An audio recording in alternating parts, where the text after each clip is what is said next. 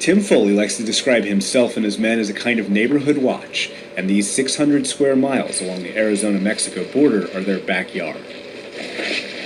For the last 7 years, the 57-year-old former Army soldier, firefighter, and construction worker has led the Arizona Border Recon. Foley describes it as a surveillance group, but members are armed with military-style rifles that are legal in Arizona. They're prepared to intercept or capture anyone crossing the border illegally. When friends come to your house, they come to the front door and ring the bell and announce themselves. They don't wait till you're not home and then climb through your back window and make themselves at home. This desert land is a well-worn route for Mexican cartels. Border Recon members want to try and secure the border because they say the government has failed to do so. Basically what we're trying to do is just hurt the cartel's pocketbook. This area is pretty much theirs. And we're coming back in and going, it's not yours. It's ours. To try and catch the cartels, Foley hides motion-activated cameras. I can see what times of day they come by, what days of the week, and starting to see if there's any type of pattern. Late last year, Foley's cameras recorded these men dressed in desert camouflage walking from Mexico into Arizona. Smugglers bring in marijuana, heroin, cocaine, methamphetamines, and sometimes people.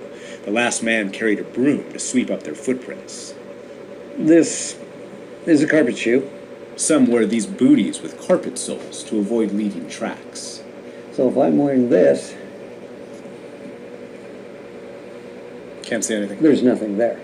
They're actually very good. It's very ingenious. Foley says this fight is personal. At an early age, he started abusing alcohol and drugs, everything from heroin to sniffing glue. For 30 years, I was higher than a kite. And then I came down here, I was going, I know what this stuff does. And I want to keep as many people as possible away from it. Foley has no interest in being a U.S. Customs and Border Protection agent, but he told us he works with them. At one point during our visit, he said this call was from an agent. You missed the group by about an hour and a half. Oh, okay. All right. Well, you're going to have a good one, and let's know if you see anything. Roger that, will do.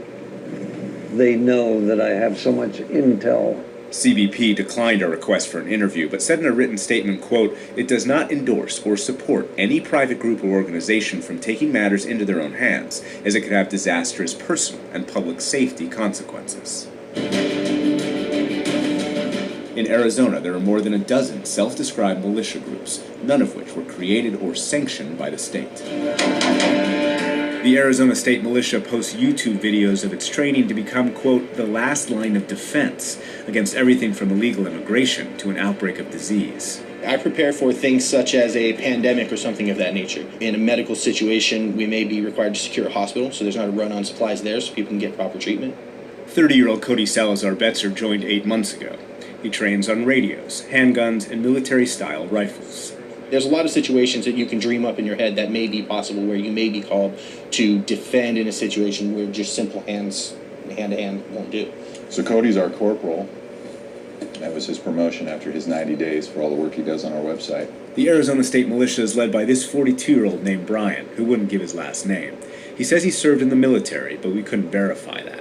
He and many people here make the unproven assertion that illegal immigration has increased crime and taken away American jobs. When you got possibly in the hundreds a day coming across, that's eventually going to have an impact that we're starting to see now. Mark Potok of the Southern Poverty Law Center is one of the country's leading authorities on militia groups. He calls them out-of-control vigilantes. These people are incredibly dangerous. They're running around like a bunch of G.I. Joes, darting from cactus plant to cactus plant, armed to the teeth, and essentially playing war. He cites the example of Shauna Ford, the leader of the Minuteman American Defense Militia that took upon itself to patrol the border. In 2009, Ford planned and helped rob and kill a Latino man, Raul Flores, and his 9-year-old daughter, Brisenia, mistakenly thinking he was a drug dealer whose money she could steal to fund her movement. A jury sentenced Ford to death. This is a movement that tends to attract people who are quite unhinged. This is a barrel with a whole lot of bad apples in it. Foley's heard this critique. But it's okay to politically correct, call us racist and everything else. That's all right. I prefer the term domestic extremist. Because if getting off the couch and doing something is extreme, then yeah, I'm an extremist. To protect the border, in 2006, the Bush and then Obama administration started building new, taller fences like this one in Arizona. Today, some kind of barrier covers most of the state's 370-mile southern border. The policy is meant to secure cities. This border fence was built about 4 years ago. It goes all the way into the town of Nogales and beyond it. It runs for about 4 miles until this point. Everything beyond here is just a vehicle barrier. The idea is to force anything illegal, whether people or drugs that are coming across, into these remote rural areas. But even here, the local sheriff says that those militia groups aren't welcome. We have no way of vetting these people. We don't know who they are. Tony Estrada has been the elected sheriff of this county for 24 years. He's a Democrat. He says Mexican smugglers trying to avoid people, and that keeps violent incidents low. He believes aggressive militias increase the potential of violence. They may mean well, but it's not going to work. They're going to put themselves in danger, and it's going to create more problems than it's going to solve. I served in the military. 80 miles to the east, Mark Daniels, a Republican, is the elected sheriff of the neighboring county, with 6,000 square miles of land and 80 miles of border. His office also has video of camouflage drug mules bringing bundles from Mexico into the U.S. His new surveillance cameras can peer into the Mexican hills 2 miles away. He says that little black structure on top of the hill is full of cartel scouts. Daniels says militias don't have enough technology or legitimacy. When you entrust a law enforcement agency, they've been vetted through a community, a process. Militias are not vetted. They want to be eyes and ears like we talk about community policing. Let it be. But it always goes to the next level, where they're armed better than my deputies are.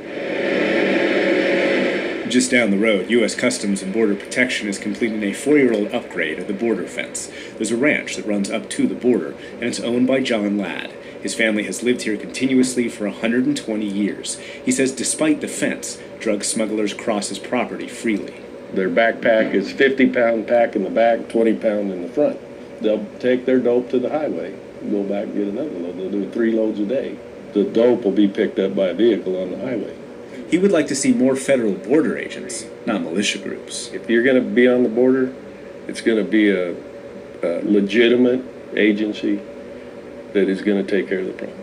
There's one more layer of criticism. Some local residents told me they're scared of Foley and the weapons he keeps in his house. They're members of the community in general who are kind of scared of you, I think. Oh, and I mean, should they be scared of you? they shouldn't be, because we are protecting them. And I told myself when I came down here I wouldn't leave until it was secure.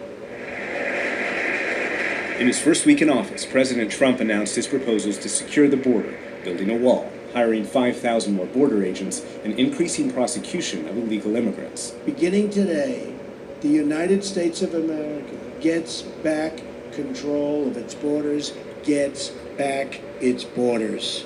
But Congress still needs to authorize the money, and no one knows how much of the wall will be built, how many agents will actually be hired, or how effective the plan might be. Foley isn't waiting. He vows to continue patrolling, no matter the critics. I'm not doing this for myself. I'm not doing it for fame. I'm not doing it for fortune because I'm broke as hell. I'm doing it for everybody.